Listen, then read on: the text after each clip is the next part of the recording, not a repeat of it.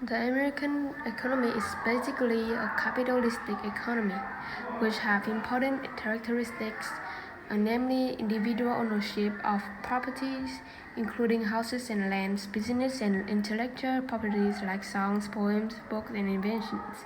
Also, the second characteristic is free enterprises, which is the freedom to produce, sell, and buy goods and labor without government intervention.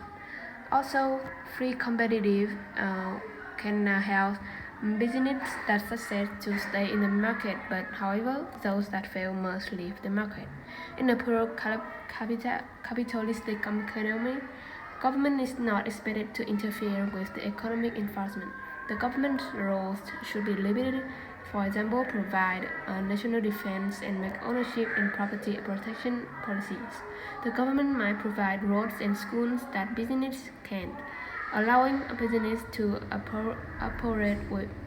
operating without intervening. But however, the U.S. is not a pure capitalistic economy. So today we will discuss issues and why and how the U.S. government regulates the economy, including the four basic reasons why the government intervenes the economy to protect the environment and regulating business. So let me start up with a real event. The BP oil spill in Mexico back in 2010 is the worst environmental disaster to ever occur in the U.S. history. It affected many states and BP was charged for violation of U.S. environmental laws, especially Pure Water Act and Oil Pollution Act. BP accepted financial responsibility on cleaning up the spill and agreed to pay for individuals' loss in the local area. The government's intervention helps people beyond their control a little or no income at all, which are unable to support themselves. It can have varied welfare programs paid with taxes to help them. So, the first reason why the government intervene to the economy is to try and see the governments remain competitive. In the early 20th century, the government passed on a law to prevent companies from joining together, which will charge unfairly controlled prices, which we call price secrecy.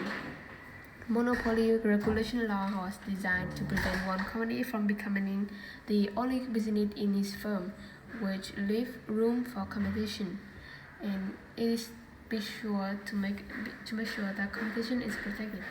The financial crisis of 2008 showed there may be possible roles for increasing government regulations. Therefore, many banks were taking risks with money.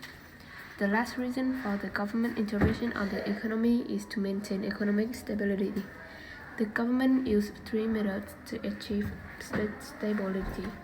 The first one is the taxation, which the government collects monies from people and business, which lower the affiliation rate and can lead to higher employment rate.